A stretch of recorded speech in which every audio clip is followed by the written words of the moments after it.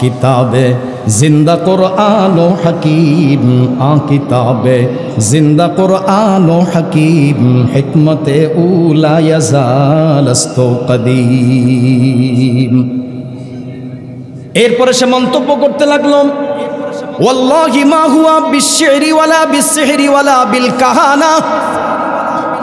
আল্লাহর কসম করে আমি বলি, মুহাম্মদের কাছে যে কালাম আমি শুনেছি, যে কোরআনের তেলাওয়াত শুনেছি, এইটাকে কোনো জাগতিক যত কবিতা আছে তার সঙ্গে তুলনা করা যায় না, কোনো জাদুকরের মন্ত্রের সঙ্গে তুলনা করা যায় না, এটা কোনো গণকের মন্ত্রের সঙ্গে তাকে তুলনা করা যায় না। মুহাম্মদের কালাম অসাধারণ কালাম, যার সঙ্গে জাগতিক কোনো কিছুর তুলনাই করা চলে না। আল্লাহ রাব্বুল আলামিন নবীকে কিতাব দিলেন। নবী যতদিন দুনিয়াতে ছিলেন কিতাব ততদিন দুনিয়াতে ছিল। নবী দুনিয়া থেকে চলে গেছেন, কিতাব এখনো পর্যন্ত দুনিয়াতে আছে। কিয়ামত পর্যন্ত আল্লাহ পাক যতদিন পর্যন্ত কোরআনকে দুনিয়াতে রাখতে চাইবেন, কারো ক্ষমতা নাই কোরআনের একটি নুক্তা, একটা জের জবর বা কোনো অক্ষরকে পরিবর্তন করতে পারে। আল্লাহ রাব্বুল আলামিন এই কোরআনটা কেন দিলেন, মূল কথায় আসি। আল্লাহ পাক নবীকে এই কোরআনটা, অসাধারণ কোরআন কেন দিলেন? এমন আশ্চর্য, এমন জাদুময় কিতাব আল্লাহ নবীকে কেন দান করলেন? আল্লাহ পাক কোরআনে কারীম দেওয়ার কারণটা যেন তুলে ধরলেন সূরাতুল ইসরার সেই তেলাওয়াতকৃত ৮২ নং আয়াতে। আল্লাহ পাক বলেন, ওয়ানুনাজ্জিলু মিনাল কোরআনি মা হুয়া শিফাউন ওয়া রাহমাতুল লিল মুমিনিন ওয়া লা ইয়াজিদুজ যালিমিনা ইল্লা খাসারা। আল্লাহ বলেন, কোরআনটা কেন দিলাম, এই অসাধারণ কিতাবটা আমি কেন দিলাম? ওয়ানুনাজ্জিলু মিনাল কোরআনি মা হুয়া শিফা। আল্লাহ বলেন, কোরআন দিয়েছি, আমি তো দুনিয়াতে মানুষকে পাঠাইলাম, মাতৃগর্ভ থেকে মানুষের সূরত আর আকৃতি নিয়ে দুনিয়াতে আসে, কিন্তু মানুষ পশুসুলভ আচরণ থেকে, পশুসুলভ স্বভাব থেকে, মানবীয় দুর্বলতা থেকে মুক্ত হতে পারে না। তার অন্তর্জগতের মধ্যে অনেক অন্যায়, অপরাধ প্রবণতা, অনেক পাপাচার, পাপ পঙ্কিলতার স্বভাবগুলো তার দিলের মধ্যে থেকে যায়। আমি আল্লাহ কোরআনকে এই জন্য নাজিল করেছি, ওই কলুষিত আত্মাটাকে পবিত্র করে, একটা সুস্থ আত্মা তার অন্তরটাকে সুস্থ করে ওই মানুষটাকে সুস্থ মানুষ, প্রকৃত মানুষে পরিণত করার জন্য। ونشهد أن لا إله إلا الله وحده لا شريك له ونشهد أن سيدنا ومولانا محمدا عبده ورسوله أرسله الله تعالى إلى كافة الناس بشيرا ونذيرا وداعيا إلى الله بإذنه وسراجا وقمرا منيرا.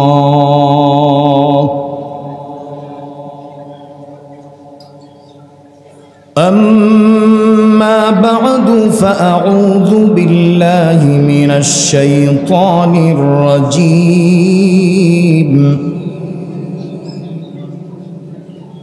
بسم الله الرحمن الرحيم.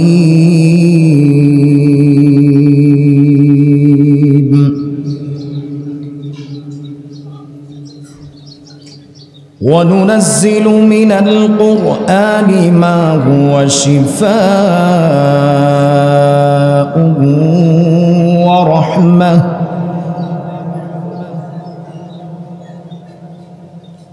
وننزل من القرآن ما هو شفاء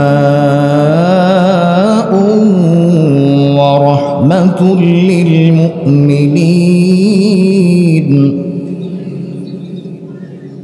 ولا يزيد الظالمين إلا خسارا وعن جابر بن عبد الله رضي الله تعالى عنه قال قال رسول الله صلى الله عليه وسلم القرآن شافع مشفع وماحل مصدق من جعله أمامه قاده إلى الجنة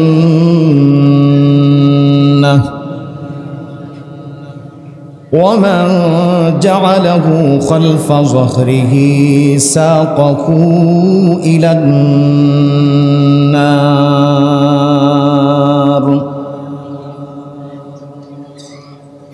أو كما قال النبي عليه الصلاة والسلام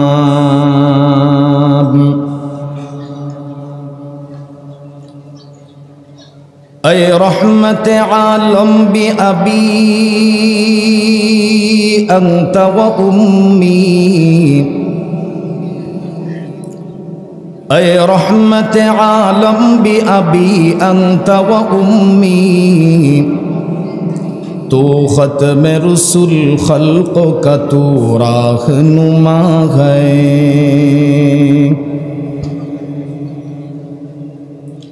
قرآن ہے اخلاق تیرے اے شاہدی شان قرآن ہے اخلاق تیرے اے شاہدی شان اور لب کے اشارے میں تیرے حکم خدا ہے اور لب کے اشارے میں تیرے حکم خدا ہے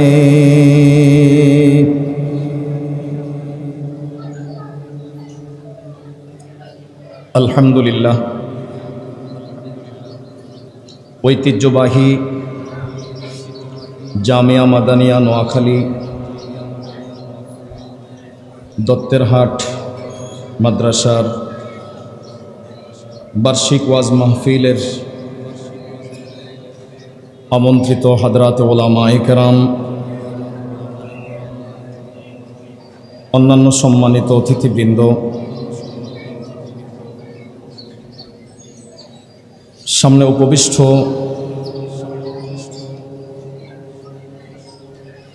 আমার দিনী ভাইয়েরা, পর্দার অন্তরালে অপেক্ষারত মা ও বোনেরা,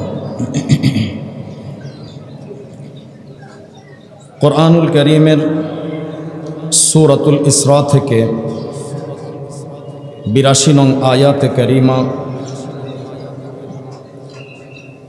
বিখ্যাত সাহাবী সৈয়দুনা জাবির ইবনে আব্দুল্লাহ রাদিয়াল্লাহু তাআলা আনহু এর সূত্রে বর্ণিত সহিহ ইবনে হিব্বানের ১২৪ নম্বর বর্ণনা, বাইহাকি শুআবুল ঈমানের ১৮৫৫ নম্বর বর্ণনা আপনাদের সামনে পেশ করেছি। আয়াতে কারিমা ও হাদিসে পাকের বিষয়বস্তুকে সামনে রেখেই অতি সংক্ষিপ্ত কিছু আলোচনা করার ইচ্ছা করেছি। ওয়ামা তৌফিকি ইল্লা বিল্লাহ।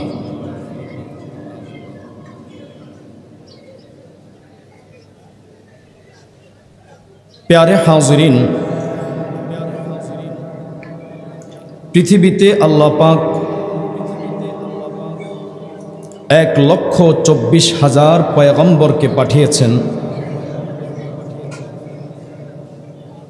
মানুষের হেদায়াতের জন্য।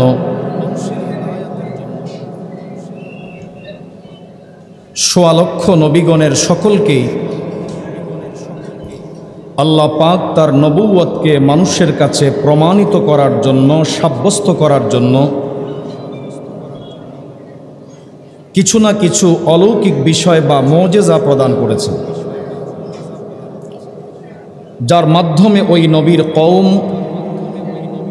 নবীর নবুয়তকে বিশ্বাস করতে সহজেই সক্ষম হয় এবং যার মাধ্যমে নবীর আনিত দ্বীনকেও তারা সহজেই গ্রহণ করে নিতে পারে।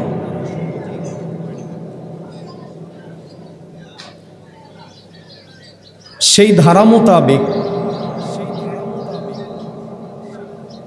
আল্লাহ পাক পয়গম্বর ঈসা আলা নবিয়্যিনা আলাইহিস সালাতু ওয়াত তাসলিমকে কিছু মুজিজা এমন প্রদান করেছেন, কুরআনুল কারীমের সূরা আলে ইমরানের ৪৯ নং আয়াতে আল্লাহ পাক সেই কথাগুলোর বর্ণনা দিয়েছেন। পয়গম্বর ঈসা আলা নবিয়্যিনা আলাইহিস সালাতু ওয়াস তাসলিম তার কওমের কাছে ঘোষণা করলেন, আন্নী কদ জিতুকুম বিআয়াতিম মির রাব্বিকুম, হে আমার জাতি, হে আমার কওম, আমি তোমাদের কাছে তোমাদের রবের পক্ষ থেকে প্রমাণ নিয়ে এসেছি, যেই প্রমাণের মাধ্যমে তোমরা আমার নবুয়তকে সহজেই বিশ্বাস করতে পারো, মেনে নিতে পারো। আমার নবুয়তকে প্রমাণ করার যথোপযুক্ত প্রমাণ এবং দলিল নিয়ে, অলৌকিক বিষয় নিয়ে আমি এসেছি।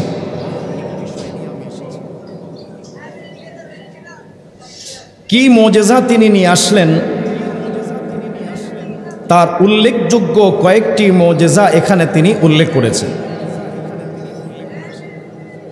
নম্বর ১, আন্নী কদ জিতুকুম আন্নী আখলুকু লাকুম মিনাত তিনি কাহাইআতিত তায়রি ফাআনফুখু ফীহি ফায়াকুনু তায়রাম বিইذনিল্লাহ। পয়গম্বর ঘোষণা দিলেন, আমি তোমাদের জন্য আল্লাহর তরফ থেকে এই মুজিজা নিয়ে আসছি, মাটি দিয়ে পাখির খাঁচা তৈরি করব, পাখির দেহের আকৃতি তৈরি করব, আর তাতে আমি আল্লাহর হুকুমে ফু দিলে সেই পাখিটা মাটির খাঁচার পরিবর্তে জীবন্ত পাখিতে পরিণত হয়ে আকাশে উঠতে থাকবে। তাফসীরের মধ্যে লিখেছে, স্বাভাবিক নিয়মে আল্লাহর তৈরি করা পাখি আর পয়গম্বরের মুজিজার তৈরি করা পাখির পার্থক্য এতটুকুই ছিল, মুজিজার মাধ্যমে তৈরিকৃত পাখিটা মানুষের সামনে তো উঠতে থাকতো, মানুষের দৃষ্টির আড়ালে গেলে সাকাতা মাইয়েতান, সেটা আবার মরে মাটিতে পড়ে যেত।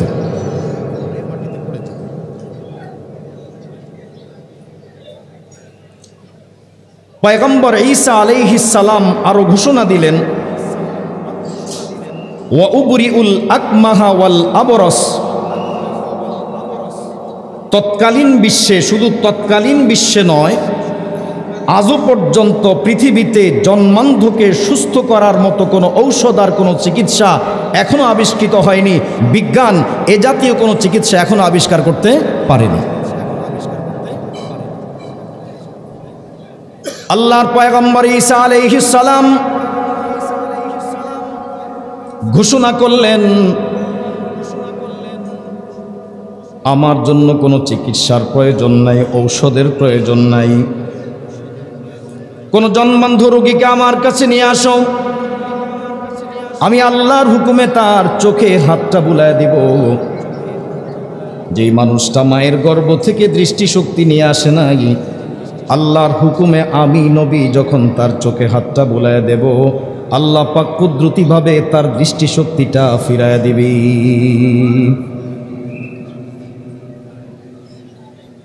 ওয়াল আবরস, কুষ্ঠরোগী যার চামড়ার মধ্যে পচন ধরে গেছে, তৎকালীন বিশ্বে যার কোনো চিকিৎসাও ছিল না, সব ডাক্তাররা যেই চিকিৎসার ব্যাপারে অপারগতা প্রকাশ করেছিল, আল্লাহর পয়গম্বর বললেন, এমন কোন কুষ্ঠরোগী যদি আমার কাছে নিয়ে আসো, আমি আল্লাহর কুদরতে, আল্লাহর হুকুমে তার সেই দেহটার মধ্যে, চামড়ায় পচন ধরা শরীরটার মধ্যে হাত বুলায় দেব। আল্লাহ পাক ওই পচন ধরা চামড়াগুলোকে সুস্থ সবল মানুষের চামড়ার মতো সুন্দর করে দিবি। ওয়া উহয়িল মাউতা বিইজনিল্লাহ। পয়গম্বর ঈসা আলাইহিস সালাম বলেন, শুধু এতটুকুই নয়, কোন মুর্দা ব্যক্তিকে আমি আল্লাহর হুকুমে জিন্দা করে দেখাতে পারি। সাইয়্যিদুনা আব্দুল্লাহ ইবনে আব্বাস রাদিয়াল্লাহু তাআলা আনহুমা থেকে তাফসীরে বাগাবীর মধ্যে এসেছে, পয়গম্বর ঈসা আলাইহিস সালাতু ওয়াস সালাম চারজন ব্যক্তিকে মুজিজার মাধ্যমে মুর্দা মানুষকে জিন্দা করে দেখিয়েছি। ওই চারজনের মধ্যে তিনজন স্বাভাবিক জীবনযাপন করেছে, আবার স্বাভাবিক মৃত্যুবরণ করেছে পরবর্তীতে। শুধুমাত্র পয়গম্বর নূহ আলাইহিস সালামের পুত্র সাম, তিনি তাৎক্ষণিকভাবে আবার কিছুক্ষণ পরেই ইন্তেকাল করেছি। পয়গম্বর আরো ঘোষণা করলেন, ওয়া উনাব্বিউকুম বিমা তাকুলুনা ওয়া মা তাদাখিরুনা ফি বুয়ুতিকুম। একজন মানুষ বলতে পারে না কে কি খেয়ে এখানে উপস্থিত হয়েছে, যতক্ষণ পর্যন্ত সে না বলে কেউ তার খাওয়ার খবরটা বলতে পারে না। আল্লাহর পয়গম্বর ঈসা আলাইহিস সালাম বলেন, তুমি ঘর থেকে কি খেয়ে এসেছো, আল্লাহ পাক আমাকে অলৌকিক শক্তি দান করেছে, আমি বলে দিতে পারবো তুমি কি খেয়েছো আর কি খাবার ঘরে রেখে এসেছো, সামনে তুমি কি খাবে এটাও আমি আল্লাহ কুদরত দ্বারা বলে দিতে পারি। আল্লাহ পাক এভাবে ঈসা আলাইহিস সালামকে যেমন মুজিজা দান করলেন, পয়গম্বর শুআয়ব আলাইহিস সালাতু ওয়াস সালামকে আল্লাহ পাক মুজিজা দান করলেন। শুআয়ব আলাইহিস সালামের কওম তার কাছে আবেদন করেছে, পার্শ্ববর্তী পাহাড় থেকে জীবিত উট আমাদেরকে বের করে দেখাতে হবে, তাহলেই আমরা আপনার নবুয়তটাকে সহজে স্বীকার করে নেব। আল্লাহ পাক পয়গম্বর শুআয়ব আলাইহিস সালামের মাধ্যমে পাহাড়ের ভেতর থেকে জিন্দা উট বের করে দেখালেন। পাহাড় থেকে কোনোদিন উট বের হয়ে আসে না, উটের পেট থেকে উটের বাচ্চা জন্মগ্রহণ করে, কোনো পাহাড় থেকে উট বের হয় না। আল্লাহ পাক পয়গম্বর শুআয়ব আলাইহিস সালামের মাধ্যমে তার কওমের সামনে পেশ করে দিলেন। আল্লাহ সকলের সামনেই পাহাড় থেকে উট বের করে দেখায় দিলেন যে আমার নবী নিশ্চয়ই তিনি যে দাবি করেছে নবুয়তের, তার দাবিটা সত্য, কাজেই তিনি আমার পক্ষ থেকে যে বিধানগুলো বলবে সেই বিধানগুলো তোমরা অকপটে গ্রহণ করতে পারো। আল্লাহ পাক এভাবে যত নবীকে যত মুজিজা দান করেছেন, সব নবীকে আল্লাহ পাক সাময়িক মুজিজা দান করেছেন। নবী যতদিন পর্যন্ত দুনিয়াতে ছিলেন নবীর মুজিজা দুনিয়াতে ছিল, নবী দুনিয়া থেকে বিদায় নিয়েছেন তো নবীর মুজিজাটাও দুনিয়া থেকে বিদায় নিয়েছে। এমন হয়নি যে নবী দুনিয়াতে নাই কিন্তু তার মুজিজা দুনিয়াতে রয়ে গেছে। আল্লাহ পাক যেভাবে নবীদেরকে মুজিজা দান করলেন, ইমামুল আম্বিয়া ওয়াল মুরসালিন নবী মুহাম্মদুর রাসূলুল্লাহ সাল্লাল্লাহু আলাইহি ওয়াসাল্লামকেও আল্লাহ পাক সাময়িক মুজিজাও দান করেছেন, আবার স্থায়ী মুজিজাও আল্লাহ পাক নবীকে দান করেছেন। আল্লাহ পাক নবীকে অন্য সব নবীর চাইতে বেশি পরিমাণে মুজিজা দান করেছেন। কি পরিমাণ মুজিজা আল্লাহ পাক দান করেছেন! মুসলিম শরীফের বিশ্ববিখ্যাত ব্যাখ্যাকার ইমাম নববী রহমতুল্লাহ আলাইহি শরহে মুসলিমের মধ্যে বর্ণনা করেছেন, আন্নাহা তাজিদু আলা আলফি ওয়া মিআতাইন। আল্লাহ পাক আমার আপনার নবী ইমামুল আম্বিয়া ওয়াল মুরসালিন নবী মুহাম্মদুর রাসূলুল্লাহ সাল্লাল্লাহু আলাইহি ওয়াসাল্লামকে 1200-এরও বেশি মুজিজা প্রদান করেছি। বুখারী শরীফের ব্যাখ্যাকার হাফিজুদ দুনিয়া হাফিজ ইবনে হাজার আসকালানী রাহিমাহুল্লাহ ফাতহুল বারীতে বর্ণনা করেছেন, আন্নাহু যাহারা আলা ইয়াদিন নবী সাল্লাল্লাহু আলাইহি ওয়াসাল্লাম সালাসাতু আলাফিন মিনাল মুজিজাত। আল্লাহ নবীর হাতে 1000 নয় 2000 নয় বরং 3000 মুজিজা আল্লাহর নবীর মাধ্যমে প্রকাশিত হয়েছে। আল্লাহ পাক আমার আপনার নবীকে 3000 মুজিজা প্রদান করেছি। সাময়িক মুজিজাগুলো যেমন হযরত আব্দুল্লাহ ইবনে আব্বাস রাদিয়াল্লাহু তাআলা আনহুমা থেকে তিরমিজি শরীফ এবং ইবনে মাজাহ শরীফের মধ্যে এসেছে, হযরত আব্দুল্লাহ ইবনে আব্বাস রাদিয়াল্লাহু তাআলা আনহুমা বলেন, আন্নান নবী সাল্লাল্লাহু আলাইহি ওয়াসাল্লাম ইয়াখতুবু ইলা জিযইন, আল্লাহ নবী সাল্লাল্লাহু আলাইহি ওয়াসাল্লাম খেজুর গাছের একটা কাণ্ডের উপর হেলান দিয়ে খুতবা প্রদান করতেন। যখন মিম্বর তৈরি হয়নি, মিম্বর তৈরি হওয়ার আগে খেজুর গাছের একটা টুকরা একটা কাণ্ডের সাথে হেলান দিয়ে বা ওটার উপর ভর করে নবীজি খুতবা দিতেন। খুতবার জন্য সেটাকে মিম্বরের জায়গায় ব্যবহার করতেন। ফালাম্মা সুনিআ আল মিম্বার তাহাব্বালা ইলাইহি, মিম্বর যখন তৈরি হলো, আল্লাহ নবী খেজুর গাছের যে কাণ্ডটাকে মিম্বরের জায়গায় ব্যবহার করেছেন, নবীজি ওই খেজুর গাছের কাণ্ড পরিত্যাগ করে মিম্বরের দিকে স্থানান্তরিত হলেন। ফাহান্নাল জিজউ, আল্লাহ নবী যখনই ওই খেজুর গাছের কাণ্ডকে পরিত্যাগ করে মিম্বরের দিকে চলে গেলেন, যেই মজলিসে আল্লাহ নবী মিম্বরের দিকে গেলেন, খেজুর গাছের টুকরাকে কাণ্ডটাকে পরিত্যাগ করলেন, সাহাবায়ে কেরাম সাক্ষী, ওখান থেকে আওয়াজ আসছে, ফাহান্নাল জিজউ, খেজুর গাছের টুকরা কান্নাকাটি করতেছিল। বুখারী শরীফের বর্ণনায় গর্ভবতী উট গর্ভের কষ্টের কারণে যেই কান্নাকাটি করে, তীব্র যন্ত্রণায়, ব্যথায় আর কষ্টের যাতনায় সে যেমন কান্নাকাটি করে, ওই খেজুর গাছের টুকরা থেকে ওই রকম কষ্টের কারণে কান্নার আওয়াজ ভেসে আসতেছিল। ফাতাহু রাসূলুল্লাহ সাল্লাল্লাহু আলাইহি ওয়াসাল্লাম, আল্লাহ নবী বিষয়টা অনুধাবন করলেন। খেজুর গাছের কাণ্ডের মধ্য থেকে ভেসে আসা কান্নার আওয়াজ নবীজি বুঝতে পারলেন কেন খেজুর গাছের কাণ্ডটা কাঁদে। ফাতাহু রাসূলুল্লাহ সাল্লাল্লাহু আলাইহি ওয়াসাল্লাম ফাহতাদানাহু, আল্লাহর নবী ওই খেজুর গাছের কাণ্ডের কাছে আসলেন, তাকে জড়ায়া ধরলেন।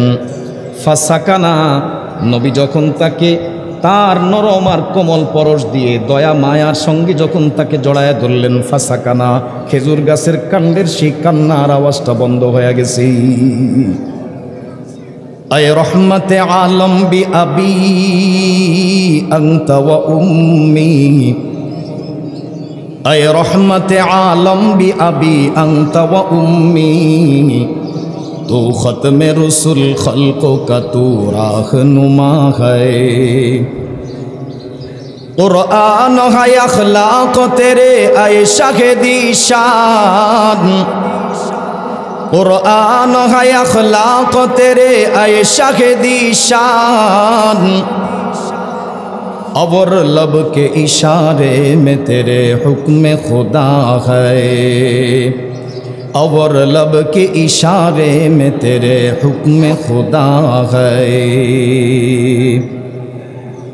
अल्लाह नबी सल्लल्लाहु अलैहि वसल्लम মিম্বর ত্যাগ করে এই মুহূর্তে কেন খেজুর গাছের কাণ্ডের দিকে এসে তাকে জড়ায় ধরলেন, নবীজি তার কারণটা পর্যন্ত বললেন। লাউলাম আহতাদিনহু লাহান্না ইলা ইয়াউমিল কিয়ামাহ, ও সাহাবীরা শুনে রাখো, আজ আমি যদি ওই খেজুর গাছের কাণ্ডটাকে জড়ায় না ধরতাম, তাকে সান্ত্বনা না দিতাম, তাহলে শুনে রাখো তার এই বিরহের কষ্ট, তার এই যাতনার কষ্টের কান্নাটা বন্ধ হতো না, কিয়ামত পর্যন্ত তার কান্নাটা চলতেই থাকতো। আল্লাহ পাক পয়গম্বরের মাধ্যমে মুজিজা প্রকাশ করেছেন। এটা তো ছিল আল্লাহর নবীর সাময়িক মুজিজা, তাৎক্ষণিক মুজিজা, যা একটা সময় ঘটেছে, আবার তখনই সেটা সমাপ্ত হয়ে গেছে। কিন্তু আল্লাহ পাক নবীকে এই জাতীয় সাময়িক মুজিজার পাশাপাশি এমন একটা স্থায়ী মুজিজা দান করেছেন, যা নবীজি দুনিয়ায় থাকাকালেও ছিল, দুনিয়া থেকে যাওয়ার পরও ছিল, আজও পর্যন্ত আছে, কিয়ামত অবধি আল্লাহর নবীর সেই মুজিজা দুনিয়াতে বাকি থাকবে। আল্লাহ পাক নবীকে সেই মুজিজা, কি মুজিজা দিলেন? আল্লাহ পাক নবীকে ওই মুজিজা কোরআনুল কারীম নামে প্রদান করেছেন। আল্লাহ পাক নবীকে কোরআনুল কারীম নামে এমন এক মুজিজা প্রদান করলেন, কারণ আল্লাহ পাক নবীকে এমন এক সময় পৃথিবীতে পাঠাইলেন, এমন জাতির কাছে পাঠাইলেন যারা আরবি সাহিত্যে বড় পণ্ডিত ছিল, হাজার হাজার কবিতা যারা সহজেই রচনা করতে পারত, আরবি সাহিত্যে যাদের বড় দখল ছিল, আল্লাহ পাক সাহিত্য চর্চার যুগে নবীজি সাল্লাল্লাহু আলাইহি ওয়াসাল্লামকে ওই সাহিত্যিক আরবদের কাছে যখন পাঠাইলেন, তাদের অবস্থার সাথে মিলায়া আল্লাহ পাক নবীকে এমন একটা মুজিজা কোরআনুল কারীম দান করলেন, যেই কোরআনুল কারীমের সঙ্গে সাহিত্যের দিক থেকে কোনো দিক থেকে তারা মোকাবেলা করতে সক্ষম হয়নি। নবীজি সাল্লাল্লাহু আলাইহি ওয়াসাল্লাম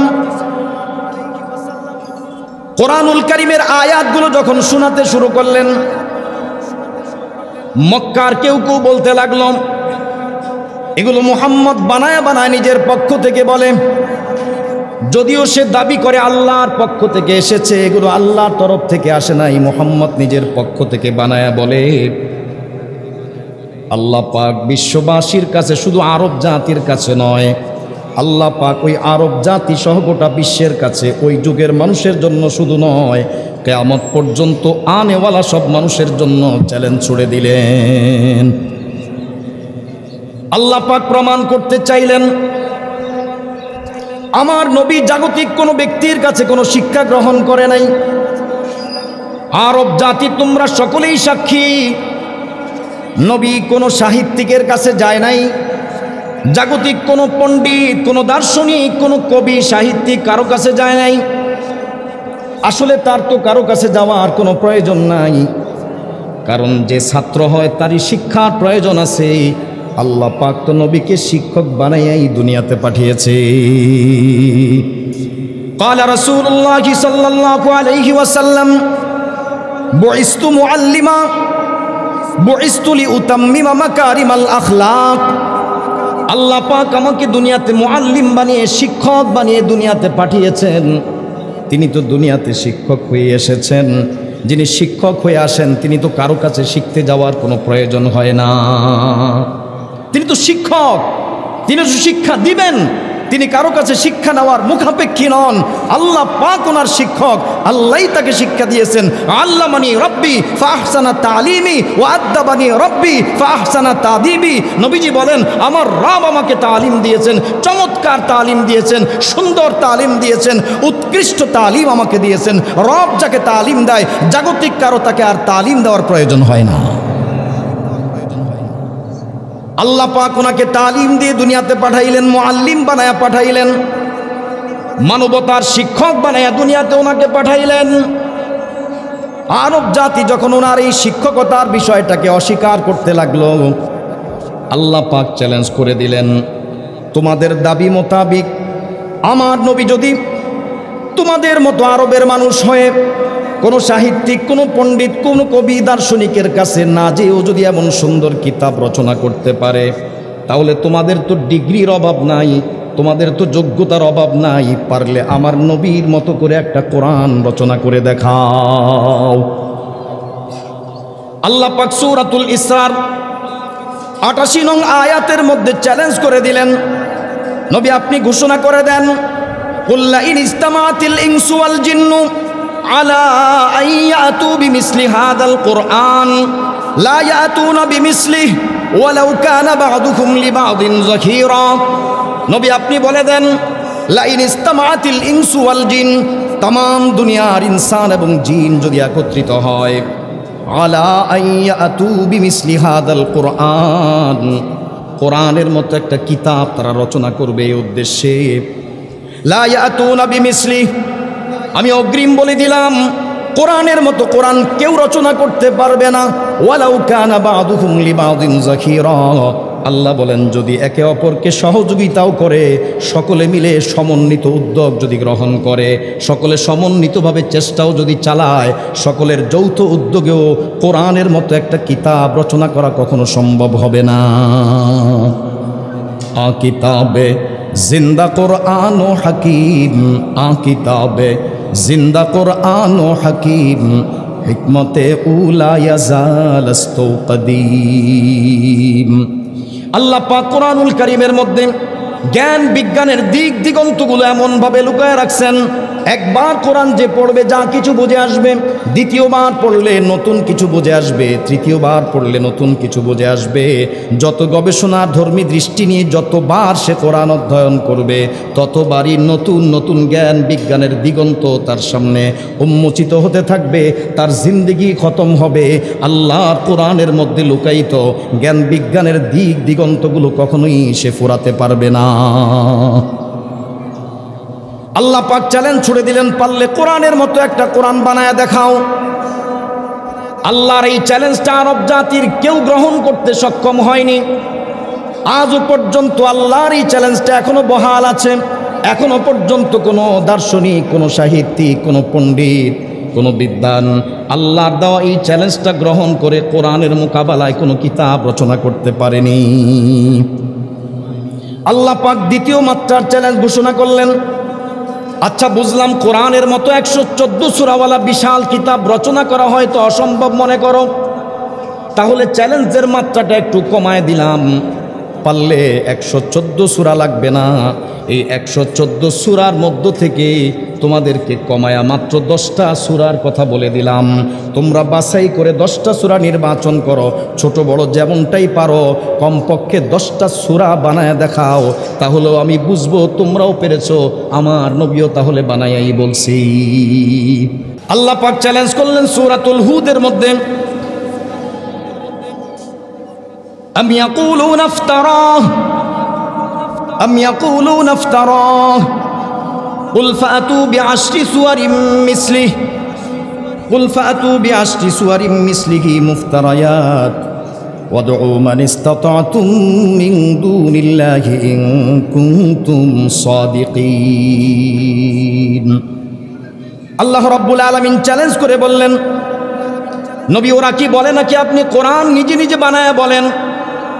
ওদের দাবি যদি এটা হয় যে আপনি কোরআন বানায়া বলছেন, রচনা করেছেন, তাহলে আপনি দ্বিতীয় মাত্রায় ওদের কাছে চ্যালেঞ্জ ছুড়ে দেন, ওদের কাছে এই চ্যালেঞ্জটা দিয়ে দেন, পারলে কোরআনের মতো 114 সূরাওয়ালা কিতাব রচনা করতে হবে না, তোমরা বাছাই করে কোরআনের মতো 10টা সূরা রচনা করে দাও, আর সহযোগিতার জন্য যাকে তোমরা পছন্দ করো তাকেই তোমরা গ্রহণ করতে পারো।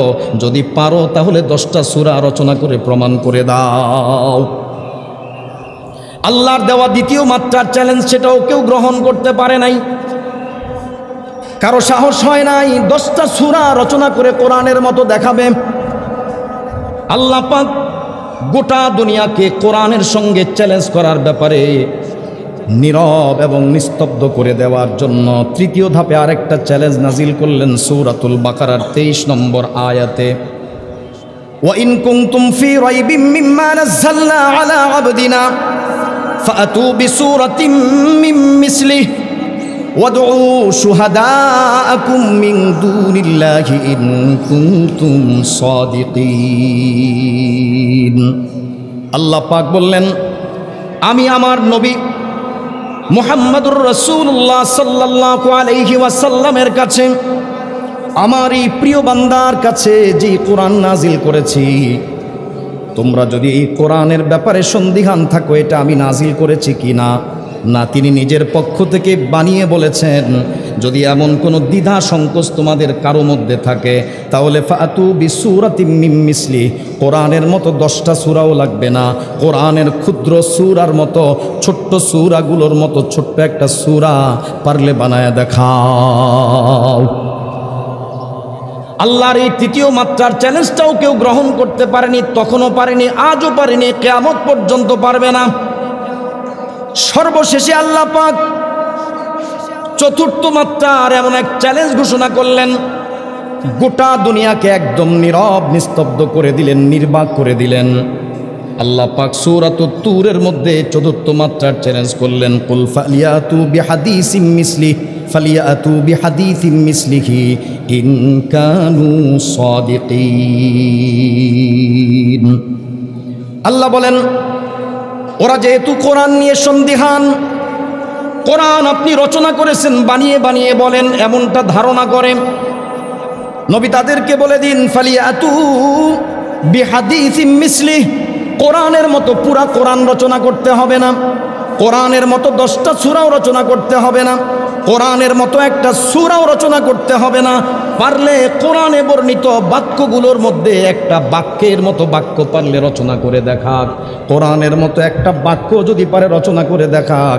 আল্লাহ পাক সর্বশেষ মাত্রার চ্যালেঞ্জটা দিয়ে তামাম দুনিয়াকে কোরআনের মোকাবেলায় চ্যালেঞ্জ করার ব্যাপারে অক্ষম সাব্যস্ত করে দিলেন, প্রমাণ করে দিলেন এটা আল্লাহর এমন কিতাব যেই কিতাবের মোকাবেলা কেউ কোনোদিন করতে পারে না। মক্কার সাহিত্যিকরা পর্যন্ত আল্লাহর কোরআনের সৌন্দর্য, ভাষাগত দিক, সামগ্রিক দিক থেকে কোরআনুল কারীমের ব্যাপারে এমন কঠিন, এমন বাস্তবসম্মত মন্তব্য করেছে যা কিয়ামত পর্যন্ত স্বর্ণাক্ষরে লেখা থাকবে। সাইয়্যিদুনা আব্দুল্লাহ ইবনে আব্বাস রাদিয়াল্লাহু তাআলা আনহুমা থেকে মুস্তাদরাকে হাকিমের মধ্যে সহিহ সনদে বর্ণিত হয়েছে, মক্কার বড় একজন সাহিত্যিক, বড় পণ্ডিত, বিখ্যাত একজন সাহিত্যিক, বড় একজন কবি ওয়ালিদ ইবনে মুগীরা যখন আল্লাহর নবীর কাছ থেকে কোরআনুল কারীমের তিলাওয়াত শুনেছে, কোরআনুল কারীম যখন শুনেছে, কোরআনের প্রতি এমন সে মুগ্ধ হয়ে গেছে, কোরআনুল কারীম তার অন্তর জগতে এমন আলোড়ন সৃষ্টি করেছে, দিলটাকে এমন নরম করে দিয়েছে, সে কোরআনের প্রতি এতটাই প্রভাবিত হয়েছে যেন ইসলামের দিকেই সহজে ঝুঁকে যাবে। ঠিক এই মুহূর্তে আবু জাহালের মাথা নষ্ট। মক্কার একজন সাহিত্যিক, এত বড় একজন কবি যদি আজ কোরআনের কাছে আত্মসমর্পণ করে ইসলাম গ্রহণ করে নেয়, গোটা আরব জাতিকে আর ঠেকানো সম্ভব হবে না। গোটা আরব জাতি দলে দলে অতি সহজেই অতি অল্প সময়ে মুসলমান হয়ে যাবে। এই চিন্তা করে আবু জাহাল মাথা নষ্ট হয়ে গেছে, দ্রুত দৌড়ায় গেছে ওয়ালিদ ইবনে মুগীরার কাছে, যায়া প্রস্তাব দিতে লাগলো, ওয়ালিদ ইবনে মুগীরাকে, কি হয়েছে তোমার, কি চাও তুমি, কি সম্পদ চাও, ক্ষমতা চাও, কি চাও, সব তোমাকে দেব, সব তোমাকে দেব, তবে তুমি খবরদার এই সিদ্ধান্ত কখনো নিও না, কোরআনের প্রতি ঈমান আনা, মুহাম্মদের প্রতি ঈমান আনা এটা কখনো করো না, এটা সম্ভব না, এটা করবে না তুমি, এইভাবে বোঝানোর চেষ্টা করেছে। ওয়ালিদ ইবনে মুগীরা ওই সময়ও কোরআনের প্রভাবে এতটাই প্রভাবিত ছিল, ইসলাম গ্রহণ না করলেও ওই মুহূর্তে আরবের বিখ্যাত একজন কবি সাহিত্যিক হয়ে এমন এক মন্তব্য করেছে, সে বলতে লাগলো, ওয়ালিদ ইবনে মুগীরা বলল, ইন্না লিকাউলিহিল্লাযী ইয়াকুলু লাকু হালাওয়া, মুহাম্মদ যে কোরআন বলে, মুহাম্মদ যে কিতাব তিলাওয়াত করে, এই কালামের মধ্যে এমন এক মধুরতা আছে, মিষ্টতা আছে, এটা অন্তর জগৎকে এমনভাবে আকর্ষণ করে, দিলকে এতভাবে মধুরিত করে দেয়, দিল যেন তার প্রেমে পড়ে যায়, দিল যেন তার দিকে আকৃষ্ট হয়ে যায়। ওয়া ইন্না লাহু লাতিলাওয়া, ওয়া ইন্না লাহু লাতিলাওয়া, তার ভিতরে যেমন মিষ্টতা আছে, মধুরতা আছে, পাশাপাশি এই কিতাবটার মধ্যে সৌন্দর্য আছে, ভাষাগত সৌন্দর্য আছে, যাবতীয় যত সৌন্দর্য আছে সব তার মধ্যে আছে। সর্বশেষ কথা হলো, ইন্নাহু ইয়ালু ওয়ালা ইউলা আলাইহি, এই কিতাবই সমুচ্চ হবে, এই কিতাবই একদিন জয়লাভ করবে, শুনে রাখো, ওয়ালা ইউলা আলাইহি, এই কিতাব কখনোই কখনো পরাজিত হবে না।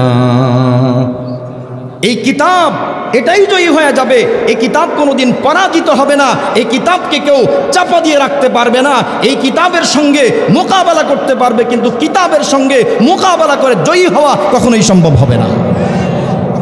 যারাই যখন কোরআনের বিরোধিতা করেছে, কোরআনের সঙ্গে মোকাবেলায় অবতীর্ণ হয়েছে, ওরা ধ্বংস হয়েছে, ওরা ইতিহাসের আস্থা করে নিক্ষিপ্ত হয়েছে। আজও যদি কেউ কোরআনের মোকাবেলায় অবস্থান করে, সেও ধ্বংস হবে, লাঞ্ছিত হবে, ইতিহাসের আস্থা করে নিক্ষিপ্ত হবে। মক্কার আরেকজন বড় লিডার উতবা ইবনে রাবিয়া গোটা আরবের নেতৃবর্গের মাথা যেন নষ্ট হতে শুরু করেছেন। মুহাম্মদের মিশন যেভাবে প্রচার প্রচারণা শুরু হয়েছে, ছড়াতে শুরু করেছে, খুব বেশি দিন মনে হয় যাবে না গোটা আরবটা যেন মুহাম্মদ জয় করে নিবে। মাথা নষ্ট। মক্কার একজন বড় লিডার উতবা ইবনে রাবিয়া, গোটা আরবের পক্ষ থেকে তাকে দায়িত্ব দেওয়া হলো নবীজির সঙ্গে গিয়ে বিষয়টা সমঝোতা করার জন্য। কারণ এইভাবে আর বেশি দিন চলতে দেওয়া যাবে না। যদি এইভাবে মুহাম্মদের মিশনটা চলতে থাকে তাহলে গোটা আরব জাতির বাপদাদার প্রাচীন ধর্ম বিলুপ্ত হয়ে যাবে। এজন্য তারা আগেই সমঝোতা করে এই মিশনটাকে থামিয়ে দেওয়ার জন্য উতবা ইবনে রাবিয়াকে তাদের সকলের মুখপাত্র হিসাবে নবীজির কাছে প্রেরণ করেছি। উতবা ইবনে রাবিয়া নবীজির কাছে গিয়ে প্রস্তাব পেশ করেছেন, মুহাম্মদ তোমার কি প্রয়োজন? তুমি অর্থ চাও, অর্থ সম্পদের স্তূপ তোমার সামনে করে দেব। মুহাম্মদ সুন্দরী নারী চাও, সেটাও তোমাকে দিব। মুহাম্মদ তুমি কি আরবের ক্ষমতা চাও, সেটাও তোমাকে দিব। এক বাক্যে আমরা তোমাকে সকলে মেনে নেব। কি চাও মুহাম্মদ? সব কিছু যখন এক এক করে প্রস্তাব দিতে লাগলো, আল্লাহ নবী সর্বশেষে বললেন, আপনার বক্তব্য, আপনার বলাটা কি শেষ হয়েছে নাকি? বলে, হ্যাঁ আমার বলা শেষ হয়েছে, এবার আপনি এটার জবাব দিন। আল্লাহ নবী সাল্লাল্লাহু আলাইহি ওয়াসাল্লাম তেমন কোনো নিজের পক্ষ থেকে কোনো কথা না বলে সূরা হামিম আস-সিজদার আয়াতগুলো তিলাওয়াত করতে শুরু করলেন। আল্লাহ তাআলার এই অসাধারণ কালাম যখন তিলাওয়াত করতে শুরু করলেন, সিজদার আয়াত পর্যন্ত পৌঁছে যখন নবী সিজদা করলেন, এরপরে সিজদা থেকে উঠলেন। এখন আর উতবা ইবনে রাবিয়ার মুখে কোনো কথা নাই, সে আর কোনো কথা বলে না, নবীজির কাছ থেকে উত্তর চাওয়া কোনো কিছুই চায় না।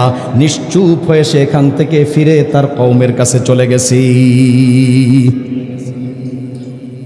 লোকজন অপেক্ষা আছে, নেতাজি আজকে কোনো সমাধান নিয়ে আসবে, আজকে নিশ্চয়ই কোনো সমঝোতায় আমরা অবতীর্ণ হব, উত্তীর্ণ হয়ে যাব, একটা ফয়সালা হয়ে যাবে। নেতাজি আপনি কি সমাধান করে আসলেন, কি ফয়সালা নিয়ে আসলেন? উতবা ইবনে রাবিয়া যে মন্তব্যটা করেছে, ওয়াল্লাহি মা সামিতু মিসলাহু কত্তু, শুনে রাখো আমার কওম, আজকে মুহাম্মদের কাছে গিয়ে এমন এক কিতাবের তিলাওয়াত শুনেছি, এমন কিতাব, এমন কথা, এমন কালাম আমি আর জীবনে কখনো শুনিনি। আ কিতাবে জিন্দা কুরআন ও হাকিম, আ কিতাবে জিন্দা কুরআন ও হাকিম, হিকমতে উলা ইয়াজালস্তু কদীম। এরপরে সে মন্তব্য করতে লাগলো, ওয়াল্লাহি মা হুয়া বিশশিরি ওয়ালা বিসসিহরি ওয়ালা বিল কাহানা, আল্লাহর কসম করে আমি বলি, মুহাম্মদের কাছে যেই কালাম আমি শুনেছি, যেই কোরআনের তেলাওয়াত শুনেছি, এইটাকে কোনো জাগতিক যত কবিতা আছে তার সঙ্গে তুলনা করা যায় না, কোনো জাদুকরের মন্ত্রের সঙ্গে তুলনা করা যায় না, এটা কোনো গণকের মন্ত্রের সঙ্গেও তাকে তুলনা করা যায় না। মুহাম্মদের কালাম অসাধারণ কালাম, যার সঙ্গে জাগতিক কোনো কিছুর তুলনাই করা চলে না। আল্লাহ রাব্বুল আলামিন নবীকে এই কিতাব দিলেন। নবী যতদিন দুনিয়াতে ছিলেন কিতাব ততদিন দুনিয়াতে ছিল। নবী দুনিয়া থেকে চলে গেছেন, কিতাব এখনো পর্যন্ত দুনিয়াতে আছে। কিয়ামত পর্যন্ত আল্লাহ পাক যতদিন পর্যন্ত কোরআনকে দুনিয়াতে রাখতে চাইবেন, কারো ক্ষমতা নাই কোরআনের একটি নুক্তা, একটা জের, জবর বা কোনো অক্ষরকে পরিবর্তন করতে পারে। আল্লাহ রাব্বুল আলামিন এই কোরআনটা কেন দিলেন, মূল কথায় আসি। আল্লাহ পাক নবীকে এই কোরআনটা, অসাধারণ কোরআন কেন দিলেন? এমন আশ্চর্য, এমন জাদুময় কিতাব আল্লাহ নবীকে কেন দান করলেন? আল্লাহ পাক কোরআনে কারীম দেওয়ার কারণটা যেন তুলে ধরলেন সূরাতুল ইসরার সেই তেলাওয়াতকৃত ৮২ নং আয়াতে। আল্লাহ পাক বলেন, ওয়ানুনাজ্জিলু মিনাল কোরআনি মা হুয়া শিফাউন ওয়া রাহমাতুল লিল মুমিনিন ওয়া লা ইয়াজিদুজ যালিমিনা ইল্লা খাসারা। আল্লাহ বলেন কোরআনটা কেন দিলাম? এই অসাধারণ কিতাবটা আমি কেন দিলাম? ওয়ানুনাজ্জিলু মিনাল কুরআনি মা হুয়া শিফা।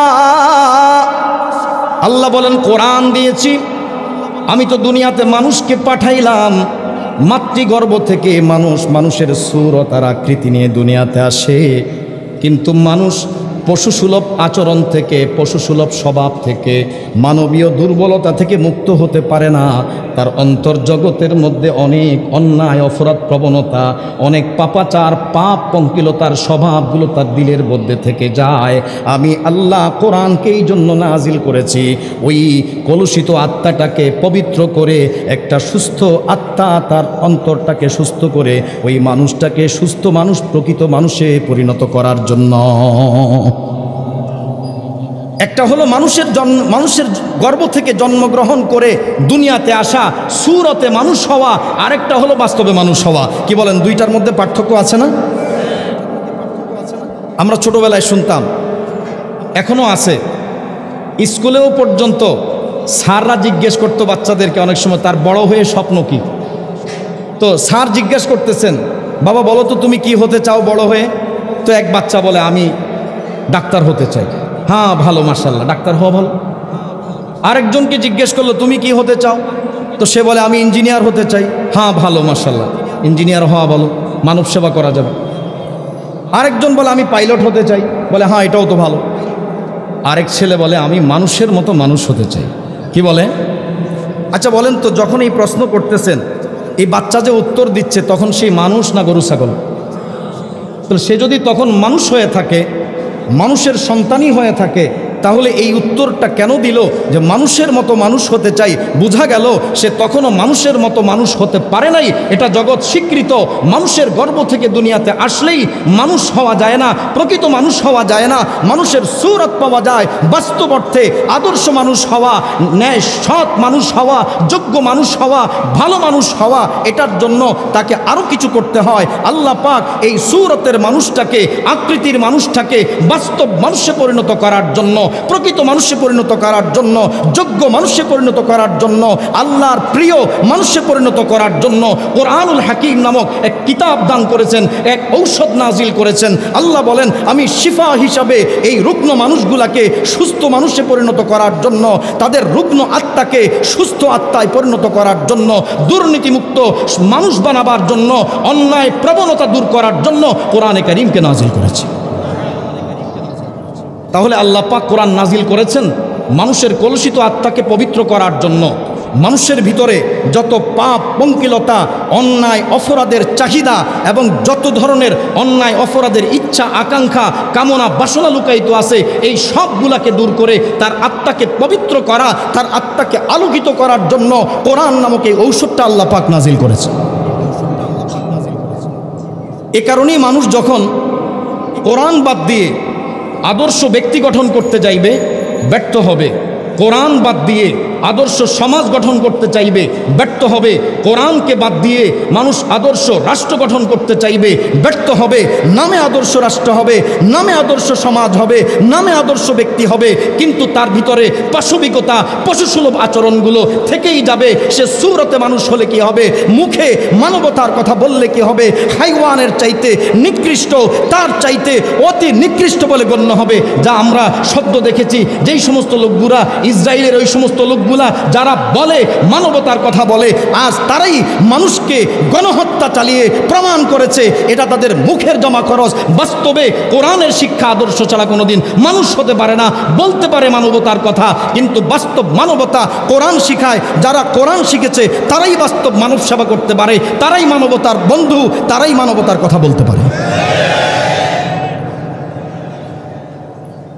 আল্লাহ রাব্বুল আলামিন মৌলিকভাবে কোরআনুল কারীমকে মানুষের আত্মার কলুষতা পাপ পঙ্কিলতা দূর করার জন্য নাজিল করলেও আল্লাহ কোরআনুল কারীমের প্রাসঙ্গিক কিছু ফায়দাও রেখেছেন। আল্লাহর বান্দা দুনিয়াতে কোরআনকে যদি ব্যবহার করে, আল্লাহ পাক তার দিলকে যেমন পরিচ্ছন্ন করে দিবেন, দিলটাকে যেমন কলুষতা পাপাচার মুক্ত করে দিবেন, পাশাপাশি আল্লাহ কোরআনের মধ্যে তার দেহ রোগের জন্য শিফা এবং রোগ মুক্তির ব্যবস্থা রেখে দিয়েছি। দুনিয়ার কাজেও আসবে, কোরআন শুধু পরকালের জন্য কাজে আসবে তা নয়, আত্মা শুধু মুক্ত হবে তা নয়, মূল উদ্দেশ্য এটা। এর প্রাসঙ্গিক উপকারিতা হলো আল্লাহ এই কোরআনের মধ্যে মানুষের দেহ রোগের শিফাও রেখে দিয়েছে। প্রমাণ হলো বুখারী মুসলিম শরীফের মধ্যে সাইয়্যিদুনা আবু সাঈদ খুদরি রাদিয়াল্লাহু তাআলা আনহু থেকে বর্ণনা, ক্বালা ফান্তালাকা নাফারুম মিন আসহাবিন নবী সাল্লাল্লাহু আলাইহি ওয়াসাল্লাম ইলা সাফরাতিন সাফারুহা। সাহাবায়ে কেরামের এক জামাত সফরে গেলেন। ফাজাউ ইলা হাইয়্যিম মিন আহইয়াইম মিনাল আরব, আরবের কোন এক গোত্রের কাছে তারা যখন গিয়ে পৌঁছলেন, নিয়ম অনুযায়ী তাদের কাছে মেহমানদারি চাইলেন। ওরা মেহমানদারি করে নাই। ইতিমধ্যেই ওই গোত্রের যিনি সর্দার, বিচ্ছু তাকে দংশন করেছে, বিষ যন্ত্রণায় কাতর হয়ে মৃত্যু শয্যায় প্রায় প্রাণ যায় যায় অবস্থা। তারা যত ধরনের চিকিৎসা তদবির চেষ্টা ছিল সব কিছু করে ব্যর্থ হয়ে গেল, তাকে সুস্থ করতে পারে না।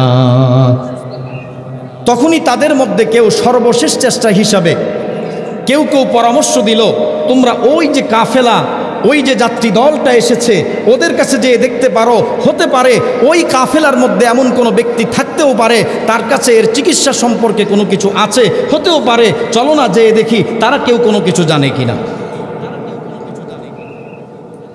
এরা আসলো সাহাবায়ে কেরামের এই কাফেলার কাছে। হযরত আবু সাঈদ খুদরি রাদিয়াল্লাহু তাআলা আনহু বলেন, ওরা আয়েশা বলল যে আমাদের গোত্রপতিকে বিচ্ছু দংশন করেছে, বিষ যন্ত্রণায় কাতর, প্রাণ যায় যায় অবস্থা। আমরা শত চেষ্টা করেও আমাদের সব চেষ্টা শেষ করেছি, লা ইয়ানফাউহু শাইউন, কোনো কিছুই তার কোনো কাজে আসেনি, তার কোনো উপকার হচ্ছে না, কোনোভাবেই তার এই যন্ত্রণা আমরা দূর করতে পারছি না। কাজেই তোমাদের কারো কাছে ফাহাল ইনদা আহাদিকুম শাইউন, তোমাদের কাছে কোনো কিছু আছে কি কারো কাছে? থাকলে আমাদের এই নেতার জন্য কিছু করো যাতে তিনি সুস্থ হয়ে যান। কি বলেন? হুজুর বলতেছিলেন আজকে যে মেহমান উপস্থিত উনি অসুস্থ, দোয়া চাইছেন, তো সবাই চায় তার কওমের নেতা সুস্থ হয়ে যাক। কি কন? আল্লাহ পাক সুস্থ বানায় দেয় বলে আমিন, যাতে কওমকে সঠিক পথে পরিচালিত করতে পারে, কোরআনের আলোকে যেন পরিচালিত করতে পারে, ইসলামের সাথে সামঞ্জস্যতা রেখে কোরআন সুন্নাহর আলোকে যেন জাতিকে নির্দেশনা দিতে পারে বলে আমিন। যাই হোক, তো পুরা জাতি চলে আসছে, নেতাকে সুস্থ যেন করা যায়।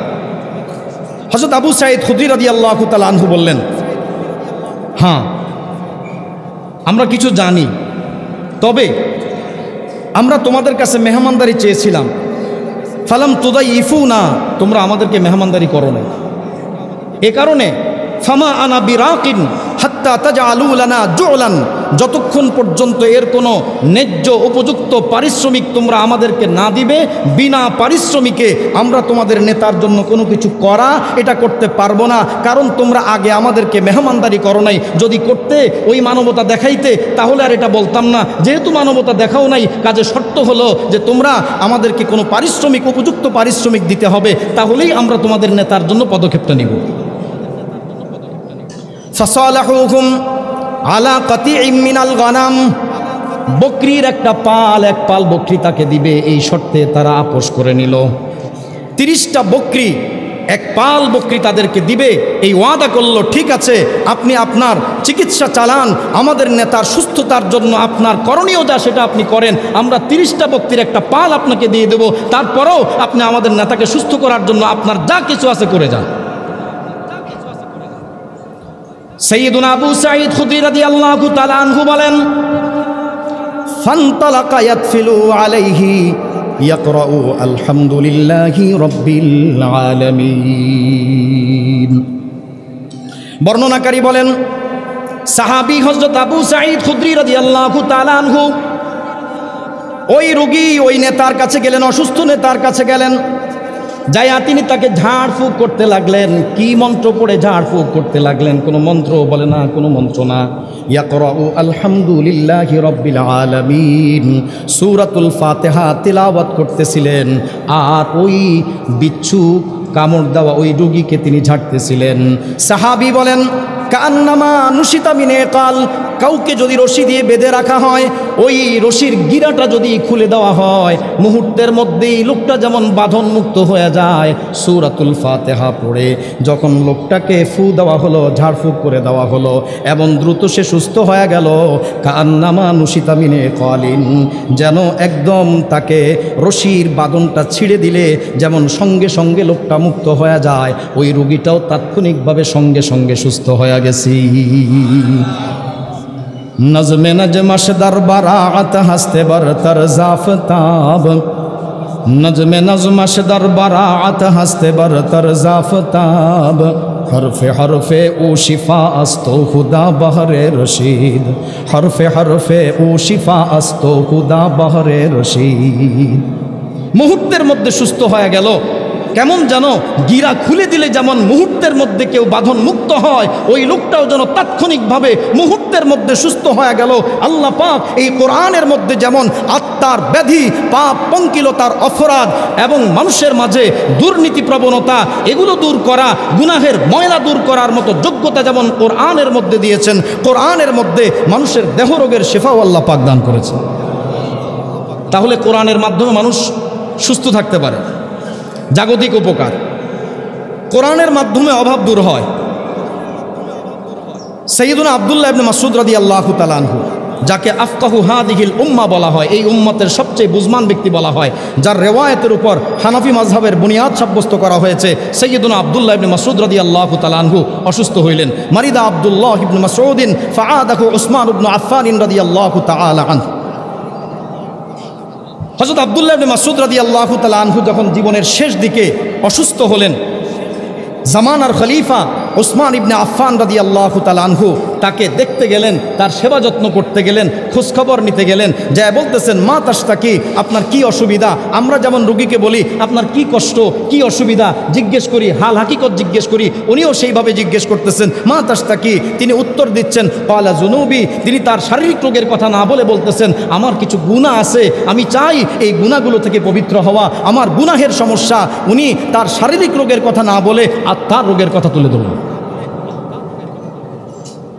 সাইয়্যিদুনা উসমান ইবনে আফফান রাদিয়াল্লাহু তাআলা আনহু জিজ্ঞেস করলেন, মা তাশতাহি, ভাই আব্দুল্লাহ, আপনি তাহলে এই মুহূর্তে কি চান? আপনার চাহিদাটা কি?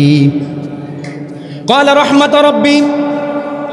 উনি জবাব দিলেন, এই মুহূর্তে আমার একমাত্র চাহিদা হলো আমার রবের রহমত। আমার এই মুহূর্তে আমার রহমতের রবের রহমতের বড় চাহিদা, বড় প্রয়োজন। এবার তিনি জিজ্ঞাসা করলেন, তিনি যখন দেখলেন তিনি এক ধরনের প্রশ্ন করেন আর তিনি উত্তরটা ভিন্ন দিকে ঘুরাইয়া অন্যদিকে নিয়ে যান, তাই এবার স্পষ্ট ভাষায় তিনি বললেন, আফালা আমুরু লাকা বিত্তাবিবি, আমরা কি আপনার জন্য কোনো ডাক্তার আনতে বলবো নাকি? ঘুরায় পেঁচায় কথা না বলেন সরাসরি বললেন, কোনো ডাক্তার কবিরাজ নিয়ে আসবো নাকি? উনি তখন আরো আশ্চর্যজনক জবাব দিলেন, আত-তাবিবু আমরাদানি। আরে ভাই ওসমান, আপনি কোন ডাক্তারের কথা আমাকে বলছেন? আমি তো জানি যিনি ডাক্তার তিনি তো আমাকে রোগাক্রান্ত করেছি। রোগ কে দিয়েছে? আল্লাহ। আত-তাবিবু আমরাদানি, ডাক্তারই তো আমাকে রোগ দিলেন, আপনি আবার কোন ডাক্তারকে ডাকতে বলেন? হযরত ওসমান রাদিয়াল্লাহু তাআলা আনহু অবাক হতে লাগলেন। আমি একটা বলি আর তিনি অন্যটা বলে উত্তরটা পাশ কাটিয়ে চলে যান। এবার তিনি বললেন, আফালা আমুরু লাকা বি আতাইন, আচ্ছা থাক, সাফ কথা বলি, আপনার জন্য কোনো অর্থ বরাদ্দ দিব নাকি? কোনো টাকা পয়সা, কোনো অর্থ আপনার জন্য বরাদ্দ দিব নাকি?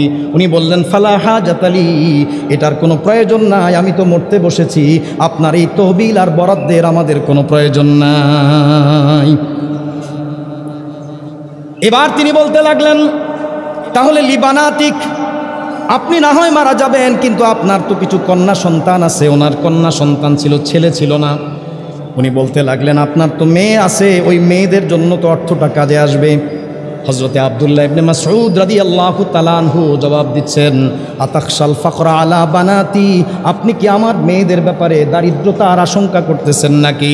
অথচ ইন্নী আমারতুহুন্না আইয়া কোরআনা সূরাতুল ওয়াকিয়াতি কুল্লা লাইলাতিন ফা ইন্নী সামি'তু রাসূলুল্লাহি সাল্লাল্লাহু আলাইহি ওয়াসাল্লামা ইয়াকুলু মান ক্বারা সূরাতুল ওয়াকিয়াতি কুল্লা লাইলাতিন লাম তুসিবহু ফাকাতুন আবাদা। হযরত আব্দুল্লাহ ইবনে মাসউদ রাদিয়াল্লাহু তাআলা আনহু জবাব দিলেন, আপনি আমার মেয়েদের ব্যাপারে দারিদ্রতার কোনো আশঙ্কা করতেছেন নাকি? আমি তো আমার মেয়েদেরকে প্রতি রাতে সূরাতুল ওয়াকিয়া তেলাওয়াত করার জন্য আদেশ করে দিয়েছি, বলে রেখে দিয়েছি। কারণ আমি নবীজির সাহাবী হওয়ার সুবাদে আল্লাহর নবীর পবিত্র জবান থেকে আমি শুনেছি, নবী বলেন, কেউ যদি প্রতি রাতে সূরাতুল ওয়াকিয়া পড়ার অভ্যাস করতে পারে, লাম তুসিবহু ফাকাতুন আবাদা, দারিদ্রতা কোনোদিন তাকে স্পর্শ করতে পারে না। তাহলে কোরআন মূল কাজ তো আছেই, প্রাসঙ্গিকভাবে দেহের সুস্থতার জন্য কাজে আসে, দারিদ্রতা বিমোচনে কোরআনের অপরিসীম ভূমিকা আছে। মানুষ যখন মৃত্যু যন্ত্রণায় কাতর হয়, পৃথিবীতে আজও পর্যন্ত এমন কোনো ঔষধ আর চিকিৎসা আবিষ্কার হয় নাই মৃত্যু যন্ত্রণায় কাতর ব্যক্তির মৃত্যু যন্ত্রণা কমাতে পারে। হ্যাঁ, একমাত্র কিতাব এই কোরআন, যেখানে আল্লাহ পাক ওই মৃত্যু শয্যায় শায়িত মুহতাদার ব্যক্তির মৃত্যুর যাতনা আর কষ্টটা কমায় দেওয়ার জন্য ব্যবস্থা রেখেছে। মৃত্যুর যন্ত্রণা আছে। আম্মাজান আয়েশা সিদ্দিকা রাদিয়াল্লাহু তাআলা আনহা থেকে তিরমিজি শরীফের রেওয়ায়াত, আম্মাজান বলেন, আমি নবীজি সাল্লাল্লাহু আলাইহি ওয়াসাল্লামের ইন্তেকালের সময় দেখেছি নবীজির পাশে একটা পেয়ালা ছিল, ফিহি মাউন, ওই পেয়ালার মধ্যে পানি ছিল, ওয়া হুয়া ইউদখিলু ইয়াদাহু ফিল মাই ওয়া ইয়ামসাহু বিহি ওয়াজহা, তিনি ওই পেয়ালার মধ্যে কারাতিল মাউত, আয় আল্লাহ আমাকে মৃত্যুর যন্ত্রণায় আপনি সাহায্য করেন। বুখারী শরীফের বর্ণনায় আম্মাজান আয়েশা সিদ্দিকা রাদিয়াল্লাহু তাআলা আনহা থেকে আছে, নবীজি বলেন, লা ইলাহা ইল্লাল্লাহ ইন্না লিল মাউতি সাকারাত, মৃত্যুর একটা যন্ত্রণা আছে, মৃত্যুর কষ্ট আছে। এই কষ্ট দূর করার জন্য আজও পর্যন্ত কোনো বিজ্ঞান কোনো ঔষধ আবিষ্কার করতে পারে নাই। আল্লাহ পাক কোরআনের মধ্যে এমন ঔষধ নাজিল করেছেন যেই ঔষধের মাধ্যমে অন্য সব কিছুর পাশাপাশি মানুষের মৃত্যুর যন্ত্রণা দূর করা যায়। সাইয়্যিদুনা মাকিল ইবনে ইয়াসার রাদিয়াল্লাহু তাআলা আনহু থেকে আবু দাউদ শরীফের বর্ণনা, ক্বালা রাসূলুল্লাহি সাল্লাল্লাহু আলাইহি ওয়াসাল্লাম ইকরাউ ইয়াসিন আলা মাউতাকুম, নবী বলেন, উম্মতরি, তোমাদের মধ্যে কেউ যদি মৃত্যু শয্যায় শায়িত হয়, মৃত্যু যন্ত্রণায় যদি কাতর হয়, ওই মুহূর্তে তার কাছে সূরা ইয়াসিন তেলাওয়াত করো। কারণ সূরা ইয়াসিন তেলাওয়াত করলে এটা তার মৃত্যু যন্ত্রণাকে লাঘব করে দিবে। তাহলে আমার দুনিয়াতে কাজে আসলো, আমার মৃত্যুর সময় কাজে আসলো, মরার পরে যখন কবরে রাখা হবে, ইউতার রাজুলু ফি কবরিহি, একজন ব্যক্তির কাছে কবরে ফেরেশতা আসবে, ফাইন উতিয়া মিন কিবালি রাসিহি দাফাতহু তিলাওয়াতুল কোরআন, মাথার দিক থেকে যদি আসে কোরআন তেলাওয়াত ওই দিক থেকে ফেরেশতাকে বাধা প্রদান করবে। ওয়াইন উতিয়া মিন কিবালি ইয়াদাইহি, দুই হাতের দিক থেকে যদি আসে দাফাতহু সাদাকা, তার দান সদকাগুলো সেটাকে বাধা প্রদান করবে। ওয়াইন উতিয়া মিন কিবালি রিজলাইহি দাফাহু মাশিহু ইলাল মাসাজিদ, যদি পায়ের দিক থেকে আসে, মসজিদে যে যাতায়াত করেছে, পা ব্যবহার করেছে, তো ওই দিক থেকে ওই মসজিদে যাওয়া এই পদক্ষেপগুলো ওই ফেরেশতাকে প্রতিহত করবে। তাহলে কবরে আমার সঙ্গী হবে, মৃত্যুর যাতনা কমাবে, কবরে আমার সঙ্গী হবে, কবরের নিঃসঙ্গতা দূর করবে, আমার জন্য প্রতিরক্ষা বাহিনীর ভূমিকা পালন করবে কোরআন। আর কিয়ামতের ময়দানে আল্লাহ পাক যখন বিচার করবেন, কোরআনুল কারীম আমার জন্য সুপারিশকারীর ভূমিকায় অবতীর্ণ হবে। আন জাবির ইবনে আব্দুল্লাহ রাদিয়াল্লাহু তাআলা আনহু قال قال رسول الله صلى الله عليه وسلم القرآن شافع مشفع وماحل مصدق من جعله أمامه قاده إلى الجنة ومن جعله خلف ظهره ساقه إلى النار أو كما قال النبي عليه الصلاة والسلام। সহিহ ইবনে হিব্বানের 124 নম্বর বর্ণনা, বাইহাকি শুআবুল ঈমানের 1855 নম্বর বর্ণনা, হযরত জাবির ইবনে আব্দুল্লাহ রাদিয়াল্লাহু তাআলা আনহু বলেন, আল্লাহ নবী ইরশাদ করেছেন, কোরআনুল কারীম এমন সুপারিশকারী যার সুপারিশ গ্রহণ করা হবে, কখনোই তার সুপারিশ প্রত্যাখ্যান করা হবে না। ওয়া মাহিলুম মুসাদ্দাকুন, কোরআন যার ব্যাপারে সুপারিশ করবে, যার ব্যাপারে সাক্ষ্য দিবে, তার সাক্ষ্য গ্রহণ করা হবে। মান জালাহু আমামাহু কাদাহু ইলাল জান্নাহ, কোরআনকে যে সামনে রাখবে, কোরআনের অনুসরণ যে করবে, কোরআনের পিছে যে চলবে, কোরআনের আগে না বরং পিছে চলবে, কোরআনকে অনুসরণ করবে, কোরআন তাকে জান্নাতে পৌঁছায় দিবে। আর কোরআনকে পেছনে যে ফেলে দিবে, সাকাহু ইলান্নার, কোরআন তাকে ঠেলে জাহান্নামে নিক্ষেপ করে দিবে। কাজেই আমাকে বুঝতে হবে আমি কোরআন গ্রহণ করব নাকি করব না। আমার সিদ্ধান্ত স্পষ্ট, কারণ কোরআন গ্রহণ করলে আত্মা মুক্ত হবে কলুষতা থেকে, পাপ পঙ্কিলতা থেকে, দুর্নীতি থেকে দিল মুক্ত হবে, সমাজ দুর্নীতিমুক্ত সমাজ হবে, আদর্শ রাষ্ট্র হবে, সুন্দর মানুষে আমরা পরিণত হতে পারবো, জাগতিক রোগ ব্যাধি থেকে বাঁচতে পারবো, অভাব দারিদ্রতা থেকে বেঁচে থাকতে পারবো, মৃত্যুর যন্ত্রণা লাঘব করা যাবে, কবরে আমার নিঃসঙ্গতা দূর হবে, আর পরকালে আমাকে সুপারিশ করে জান্নাতে পৌঁছাবে। কাজেই আমাকে বুঝে শুনে বন্ধু বানাতে হবে। কাকে বন্ধু বানাবো? কোরআনকে না অন্য কাউকে? কারো কথার ফুলঝুড়িতে আশ্বস্ত না হয়ে বরং যার কথাটা কোরআনের সাথে মিলবে, আল্লাহ নবীর কথার সাথে মিলবে, তাকেই অগ্রাধিকার দিতে হবে, তার কথাটাকেই গ্রহণ করতে হবে। ওই ব্যক্তির কারণে না, কোরআনের কারণে, আল্লাহর কারণে, আল্লাহর রসুলের কারণে ওই কথাটাকেই প্রাধান্য দিতে হবে। আল্লাহ পাক আমাদের সকলকে বুঝার এবং আমল করার তৌফিক দান করুন। আমিন। ওয়া আখিরু দাওয়ানা আলহামদুলিল্লাহি রাব্বিল আলামিন।